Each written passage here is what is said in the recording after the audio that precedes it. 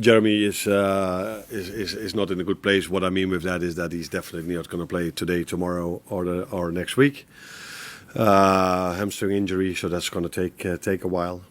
Alex, not too bad.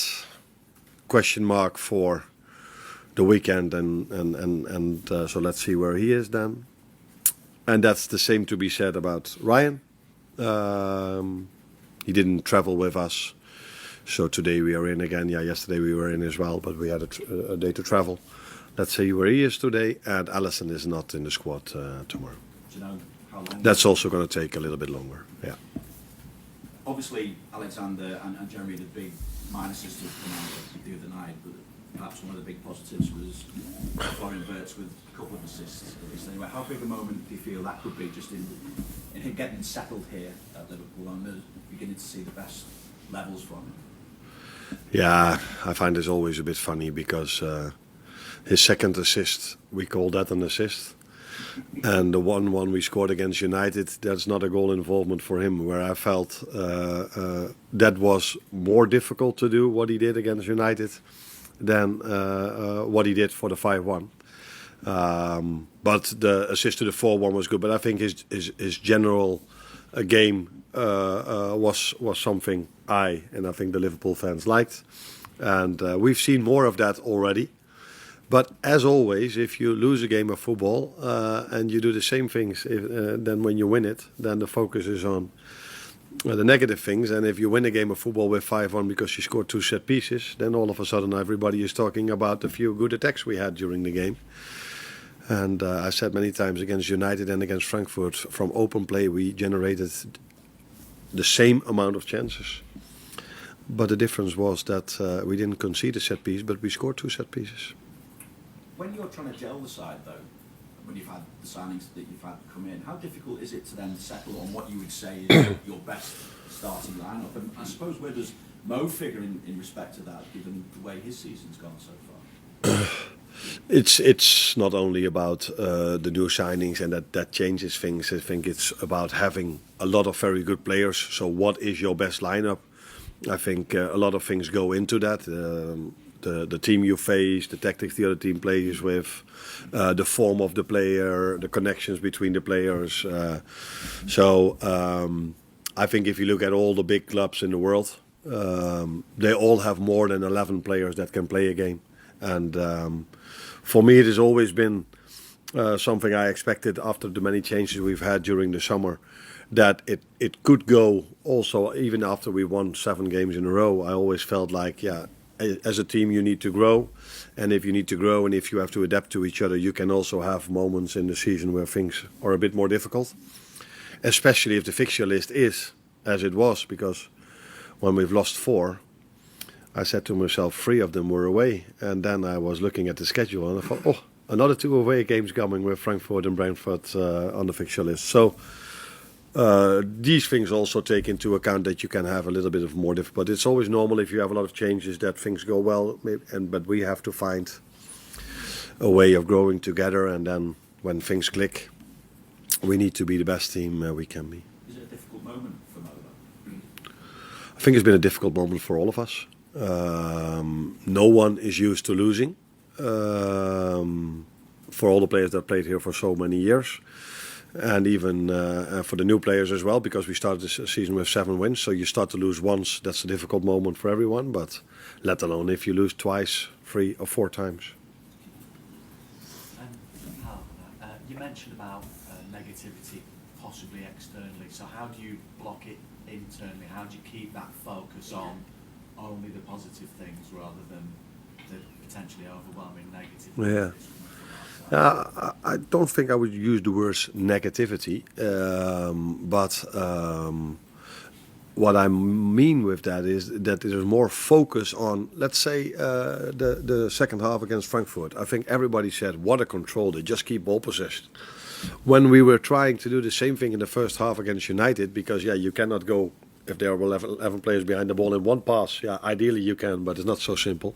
And when then Ibu waits a bit longer, waiting for the right option to find, then it's they need to hurry up more. They need to hurry up more. And then he finds Alexander Isak in between line, and he finds Dom. So that is the difference. What scoreline does to the opinion of people, and what I need to do is showing them every single time what do we do well and what do we do wrong. If we win or lose. So my meetings are similar. Maybe on a small percentage you include certain things if you lose a few more or if you win a few more. But I told them every single time from open play, we are the team that generates the most chances from all the teams we've played. But we've also conceded more than I like. But that also comes from the fact that we every time have to chase the game. Because when we were 3-1 up against Frankfurt, we didn't concede a chance anymore. So these are things I try to tell them, as well as I try to tell them that the main difference between this season and last season is the playing styles we face. So I've looked in when we were a few days off, I've looked at the fact how many long balls we already had to defend, 178 in 7 games. And then United came and we had to defend 59 long balls. That's different than the first half of last season. Not as the second part of last season, but as the first half. The way to unlock it is a moment of magic, which we had in the first half of the season a lot with Mo, or a set piece, which we had at Frankfurt as well, because that again was a low block, but 2 set pieces unlocked the game for us. So this is what I try to explain to them, and when I try to explain this in the media, what I tried to do after the game, it was actually more of a compliment for the other manager that he found the right answer to our playing style. But I think, if I'm correct, if you inform me correct, that wasn't how people looked at it. I suppose more important. I mean, Julian, what do you make of that? Do you think misinterpreted or regretting some of his words? No, I think I can see what he meant. I don't think he was a dig at United for playing long balls, and they did it last season when in the 2-2 draw at Anfield as well. But why I'm a little bit surprised is that the opposition is always going to try to figure you out and work you out. And if that meant long balls and low blocks, whatever, I mean, they will do that. Exactly. Like, what do you expect everybody to just open up and say, go, come on, just go and score goals? So I'm a little bit disappointed because I think the main difference compared to last season, to take his words again, main difference is not the long balls. It's the fact that Salah, who carried that team with Gravenberch and Van Dijk, the 3 of them, the biggest individual talent from last season, are just nowhere near as good as they were last year. Yeah, I mean, do we think, Ash, Brentford might be one of the worst possible opponents that they could have? Because they're like kings of that long ball over the top from Henderson, or it's the long throw-ins. What do you reckon? Yeah, what's surprising is it sounds like he's just given the tactic of play against us. This is how you play, score against us and get joy. And Brentford won't shy away from that. They do that. But and I wouldn't even call it a long ball. It's a long pass. The Brentford have impressed me with that. They're not hesitating. They're getting the ball forward. They've got 2 strikers willing to run onto things. So it's good. They must have been working this week on stopping that. If they've recognised that that's a weak point for them, which was pretty clear because any bouncy ball, any long ball in behind. Konate, Van Dijk, they don't look as assured as they normally would do. So, yeah, Brentford I don't think is a good matchup for them unless they've really nailed down this week in training and they can then use it against a team that plays like that. Because if you've done training for a long ball and you're playing against Manchester City, for example, that training, those days are wasted, so it might play into their hands. It was interesting what you were saying about those moments of magic that Liverpool need, and Mo Salah's form is creating plenty of debate. Slot says he has no concerns, but should he? We asked Tactico Pythagoras in Boots to take a look. At the age of 33, there's no surprise that an ageing Mo Salah is not going to be running with the ball as much as he did in his prime in, say, 2017 or 18. But there's been an alarming drop-off compared to last season, and it's had a real knock-on effect on his game because if he's not running with the ball as much, he's not gliding past players or creating pockets of space for himself, he's not manufacturing opportunities to get shots off, he's not really manufacturing opportunities in which to get a pass off either, because if there's someone marking him at all times, it's then very difficult for him to grab the game by the scruff of the neck. Now, whilst we touched upon it briefly, what's really alarming about Mo Salah is the lack of shot volume. Now, it's completely natural as you age. You're going to take less shots on goal because you're becoming more efficient, smarter in terms of your decision-making. But Mo Salah's always struck me as that Cristiano Ronaldo type of player. He might be wasteful, but he's peppering that goal with shots, and eventually he makes that breakthrough. This season, if you look at his heat map, he's just not getting into the box enough. Now, it could be that he's simply not hungry enough compared to last season when he wanted to really secure that contract extension. It could also be tactical reasons. For example, the absence of Trent Alexander-Arnold means that he doesn't feel like the teammates around him are going to find him if he makes that run into the box. It could also mean that with the arrival of Ekitike and Isak, the goal-scoring burden has shifted to those type of players. So Mo Salah, again, doesn't feel incentivized to get into the box as much. But ultimately, if you don't buy enough tickets, you're not going to win the raffle. So he needs to get into the box more and he needs to take more shots. Another factor worth considering is Liverpool's decline in terms of their counter-press. Now, under Jurgen Klopp, you had a fit Mane, Mo Salah and a Firmino really winning the ball high up the pitch, and those turnovers led to opportunities to shoot on goal. This season, a more lethargic Isak is leading the press. Now, those two are just not very capable of winning the ball high up the pitch, so it means less opportunities to catch a defence off guard and get those quick shots off on goal. So in conclusion, Mo Salah isn't winning the ball as much, he's not running with the ball as much, and he's not shooting the ball as much. Now the question is this simply poor form, or is it evidence of a permanent decline? And Arne Slot really has a big question on his hands as to whether Mo Salah is worthy of a starting spot. Now, I'm never really one to point to age, but I thought this was really interesting, right? Salah is now 33 years old, and only the Premier League's all-time leading scorer, Alan Shearer, has scored 20 or more goals in a single season when reaching Salah's age. And that was over 20 years ago, right?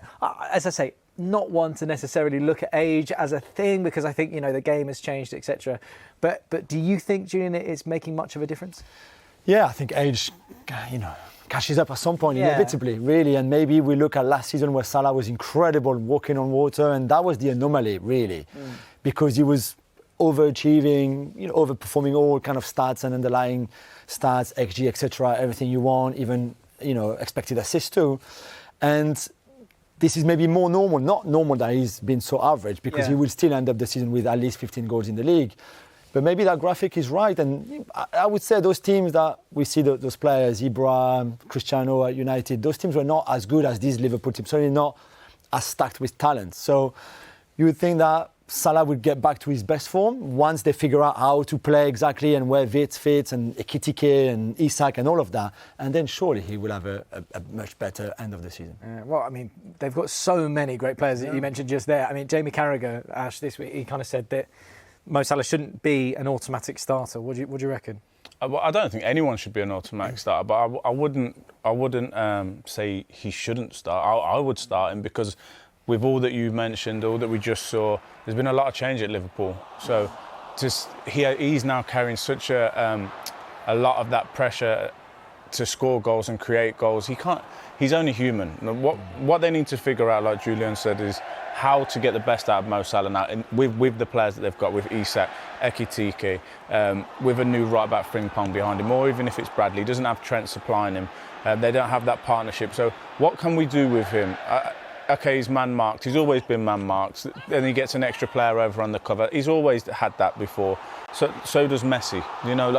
So that isn't a thing. But where can we drag him to create opportunities for other players, or to get him on the ball maybe in the second or third phase of an attack? Yeah. But if you're not getting that from him, if you're really struggling with that, Julian, is he a type of player that can happily sit on the bench? Just don't feel like he is. Are we looking at what Wayne Rooney was saying? I know this week was talking about, could he leave at some point? The thing is, there's AFCON coming as well. So mid-December to end of January, he'll be gone with Egypt, potentially going far in that competition. It's also a World Cup year. He can't sit on the bench for the whole season with the World Cup coming up and AFCON coming up with Egypt. Yeah. Especially at his age, he will need to play. And he's a sure starter for them. Yeah, true, but he needs to be fit. He can't go. He will start for them, but if he hasn't played for 10 games, for 10 weeks, exactly. So he needs to be ready. That's probably his last AFCON, you would think, certainly the last World Cup, I would think. So these are important moments for him. So he needs to be in a club where he plays and the team is working well. He's doing well too. So it'd be interesting to see what happens between now and January. I don't think he will leave in January. He obviously just signed a new 2-year deal. Yeah. But it's a big question. I don't think he's as simplistic as saying when he's not there, they're better. I think he will start on Saturday, for example, against Brentford. I really think he will. But he needs to wake up really and start scoring. Do the dressing room, Ash, do you reckon the dressing room are going, nah, Mo has to start. We've seen what he can do. Yeah, literally. I think that you also have that. So if you want to take Mo Salah out of the team, that's now he's annoyed probably because he's not starting as all football players. But also his teammates, especially the ones from last season and that he's played with, I'm pretty sure they want him on the pitch. And also as an opponent, if I was going into that game and I seen when you get the team sheets, he's on the bench, I'll be quite happy. That'd give me a boost straight away, because even he could be in the worst form of his life, but if he decides that day that he's going to turn it on, there's not much you can do to stop a player like that. Absolutely. So Manchester United against Brighton. What about on Saturday, the late game to round out the action is Brentford against Liverpool. Uncharted territory, not familiar for Arne Slot. Probably his toughest spell now as Liverpool manager. I know they got a victory in midweek, but in the Premier League, 3 without a win. Yeah, difficult. Bumps in the road for him. You know, we didn't see that last year. He probably thought, what's all the fuss about the Premier League? This is easy. But he's finding out that it's not that easy. This year, a lot of expectation as well. Spent an awful lot of money with the transfer saga of Isak. Ekitike's come in and done brilliant. Wirtz played well in midweek, probably keeps his place. Mo Salah got left out in a week. Will he play against Brentford? That's the big question. So it'd be really interesting to see how he goes about it, but I think they've still got a group of players who are good enough to put a run together. I think defensively they haven't been great. Konate's not been fantastic. Virgil has not been at his best, certainly against Manchester United. I thought he was at fault for the first goal when he jumps in. He needs to run back with a little bit more urgency. But sometimes Virgil, he's such a good player. He's like Rolls Royce, you know. He's too cool to sweat sometimes. He plays at his own pace. I think sometimes you need that urgency to get back in. He would have recognised that. I think he's an honest player. He's an excellent player and a leader of the group. But anything happens to him, there's a serious problem for Liverpool's charge to the Premier League. But I just think they've got a group of players, and it's just a matter of time before they all click and they put a huge run together. For me, it's still Arsenal's to lose.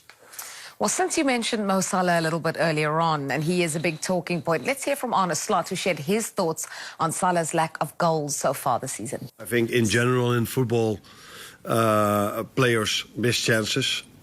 And Mo is a human being as well, so we're not used to him missing chances, let alone a few games in a row. But these things can happen. But I think the main thing is that Mo has always scored his goal for our club. And the last thing I worry about is Mo starting to score goals again, because that's what he done his whole life. That is what he does his whole life, as Arne Slot said about Mo Salah. But this is no doubt a difficult period. He's frustrated against Eintracht Frankfurt as well. But you know what's funny? It's like when you're a top player and you have a few games you haven't scored, there becomes all this noise. And it should be a compliment, to be honest, for him, because we're not used to seeing it. You know, we're used to him sort of like scoring consistently, you know, getting his numbers for years and years. And what he's done, I mean, he's got enough credit in the bank, you know, I suppose, to go a few games without scoring. He's missed big chances. But listen, he's a world-class player. I think what he's done at that football club, what he's done in the Premier League, you look at the top goal scorer in the Premier League, he's right up there. So, yeah, but I mean, the recruitment, the signings, you know, Gakpo, love Gakpo. I think that he's a match winner, an amazing player. Isak has come to the building with a lot of money, probably expected to play, not up to speed. Ekitike, for me, is the best signing, and he should play. I think he's got like 7 goals, the fans love him. So, yeah, Wirtz has obviously not hit the ground running. But, yeah, I mean, in terms of Salah, yeah, he'll come good. You know, once he gets that, once the first one goes in, he'll be fine. Yeah, and all the focus is on Salah because of the records he breaks, because of the standard that he sets for himself. Look at this, because it's not just Salah missing chances, it's Liverpool, the team as a whole. Yeah, this is Gakpo, but I agree with Jay. I think he's a huge threat. Always threatens a goal. Whenever he plays, he always threatens a goal. So they have missed chances. It's just, well, on this day, I just think that, I mean, that was fortunate if that was to go in. But this is Isak. He has to come up with that one. I think you have to come high. Lammers is laying down there really, but they missed some gilt-edged chances in this game. This is the Gakpo one, another one with a post. That's when it took a big crack in it. And that one from Mo Salah, you expect that to nestle in the back of the net. And then they just kept piling forward, didn't they, time and time again. This is the goal. And then this header from Gakpo there, I mean, you have to score. Frimpong comes on. Frimpong's picked up an injury now, so he'll be missing. Full-backs, they've really struggled. Kirkes hasn't hit the floor running. Looks like Liverpool's a bit big for him at the moment. He needs to settle into it. But I don't worry for him. They keep creating chances like that, they will score goals. Yeah, you mentioned injuries. Isak was injured as well in midweek, and that's a concern for them. That's the importance of a pre-season. I don't think people realise when you get like a 6 or 7 week pre-season to prepare you for the season, it's massive. It's sort of like when you've had that stop-start of your training individually, it's completely different to training in a group. So it's going to take time for him. But listen, he's there for the future. He's obviously going to become good. You know, and it's hard to carry that sort of money around with you all the time. You know, it's a different weight load. Not only that, but yeah, exactly. But not only that as well. You know, for Isak, you know, you're sitting there and he's probably injured now, and obviously, hopefully he's not out for long. But you've got someone like Ekitike who's he has to sit back and watch this guy, you know, score goals and do well, and he's young and. That football personality, that little bit of arrogance that he's got, I just love to see it. He's a top player, so of course it's going to be difficult for him. You're going to be desperate to Do you think there's needle in the dressing room there, Jay? I think there has between them. You know, when naturally Ekitike, when he scores the goal, I think it was Southampton in the cup, and he takes his shirt off, gets sent off. I think it's because Isak's come in the building. He was almost saying, "Hold on, I'm here. This is my name." You know, so it's obviously. But you'd want that as a manager. Mindset. Absolutely, you'd want that as a manager. These are the sort of characters you want in the building, winners. Yeah. Can't wait to hear if you think they will win against Brentford and get back to winning ways. We'll do that in predictions, though, because it is that time of the show. And we're going to start with Chelsea because they are at home against Sunderland. So we'll start with you, Jermaine. Oh, my team's done. Draw. 1-1. I'm going to say Chelsea have got a little bit too much going forward for them, so they'll win this football match. Newcastle, Fulham. Oh, Newcastle on a high. For me, Newcastle win 2-0. 2-1 Newcastle. Man United, Brighton. I think Brighton will beat them 2-1. Do you really? I think maybe Brighton will give them a good game. I think maybe 1-1. Danny Welbeck on the score sheet? 2.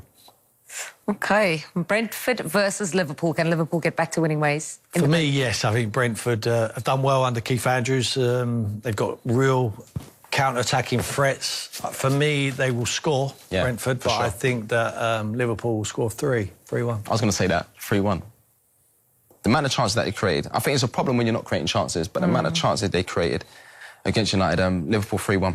Let's move on to Sunday's games then. Bournemouth versus Forest. Bournemouth 2-1 at home. 1-1. Arsenal Palace. Oof. Oh. Arsenal 2-0. I think Palace will score 2-1. 2-1 Arsenal.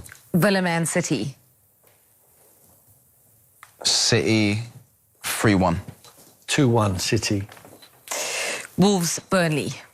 Oh, huge game for Wolves. For both teams. This is a game where they both expect to win. Hopefully they go toe-to-toe at it. Wolves need the result a lot more than Burnley, but Burnley need it as well.